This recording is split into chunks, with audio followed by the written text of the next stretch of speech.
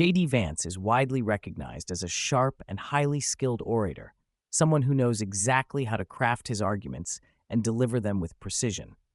Whether in political debates, interviews, or public addresses, he has a unique ability to articulate his points in a way that resonates with his audience.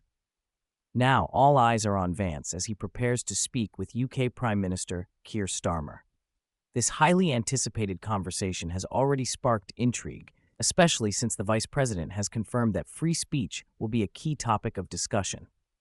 Given Vance's strong stance on this issue, it will be fascinating to see how he challenges or engages with Starmer on matters of speech, expression, and political discourse. In today's video, we will be watching and reacting to footage that offers a preview of what J.D. Vance might say to Keir Starmer based on his recent public speaking. Will he take a hard stance? Will he challenge Starmer's policies?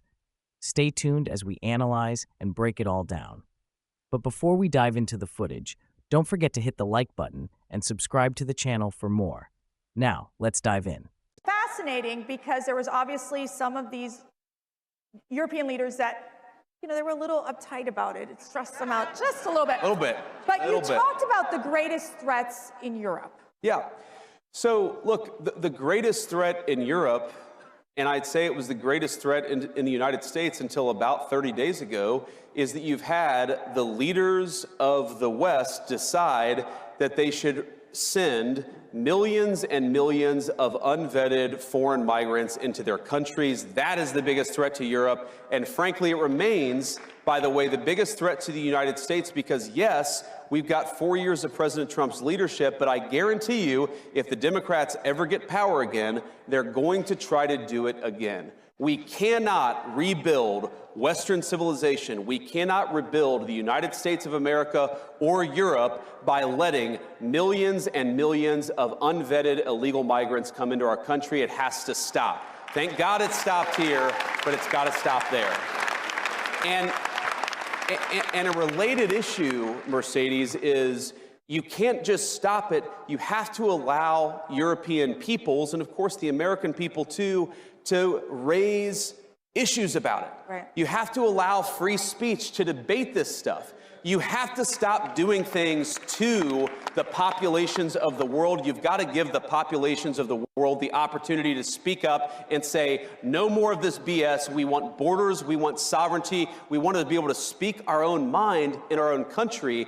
And I guarantee you, if we don't allow free speech, and of course, the Biden administration, I made this point, Mercedes, the Biden administration did more to destroy free speech, not just in the United States, but also in Europe, than any administration in American history.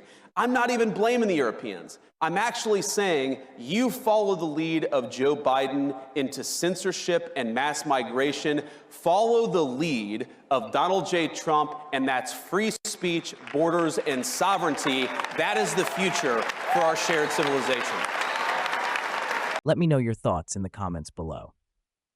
In some other news, Donald Trump has launched a blistering attack on Prime Minister Keir Starmer, accusing him of failing to take meaningful action on the war in Ukraine. The president's remarks, made during a Fox News interview, come just days before Starmer is set to visit Washington for high-level meetings. We have the footage of Trump's comments, which mark a dramatic escalation in his rhetoric against the UK's new leader. Donald Trump has launched a scathing attack on Prime Minister Keir Starmer and French President Emmanuel Macron, claiming that Starmer has done nothing to help end the war in Ukraine. The 47th president made the remarks during an interview with Fox News on Friday, just days before Starmer is set to visit Washington for high-level meetings. Despite his strong criticism, Trump did offer some conflicting praise, describing Starmer as a very nice guy. Have a watch. You have Macron coming to see you for France and then Starmer for the UK this week to move forward. Yeah, but they didn't do anything either. The war is going on. There's no meetings with Russia, no nothing. Right. They haven't done anything. And Macron's a friend of mine, and I've met with the prime minister, and he's a very nice guy, but nobody's done anything.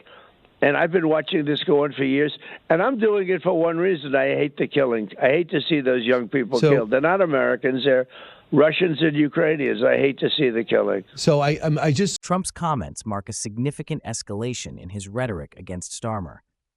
While the Prime Minister has publicly aligned himself with Western support for Ukraine, Trump appears unconvinced of Starmer's contribution. In his interview, Trump also renewed his attack on Ukrainian President Volodymyr Zelensky, expressing frustration at his negotiating tactics.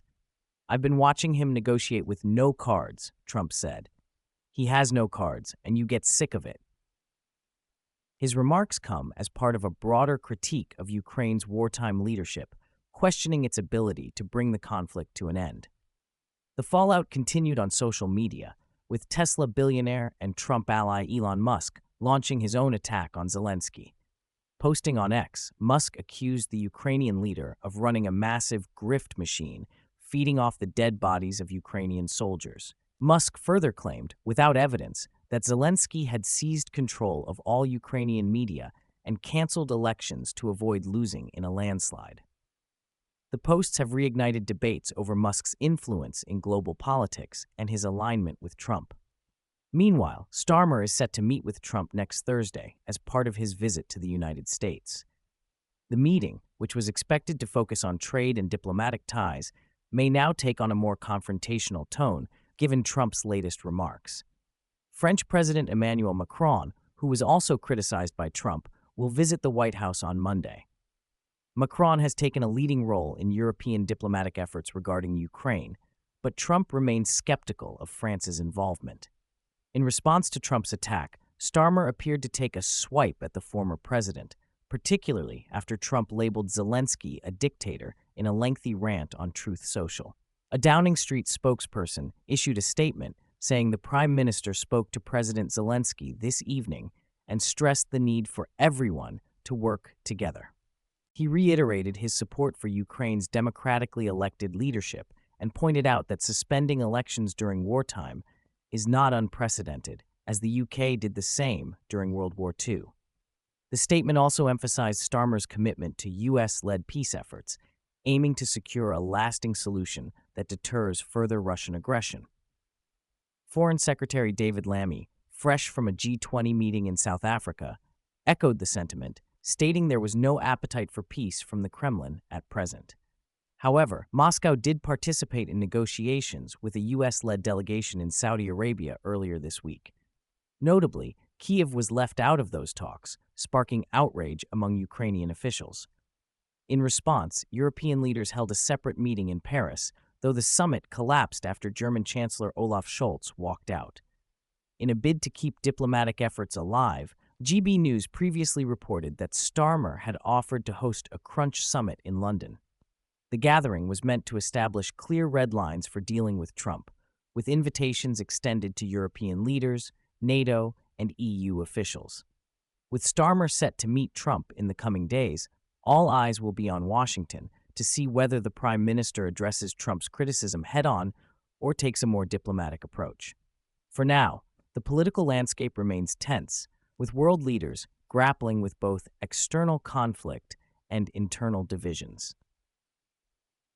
What are your thoughts on what we discussed in today's video? Let me know in the comments section below, and make sure to drop a like on this video and subscribe to the channel for more British content.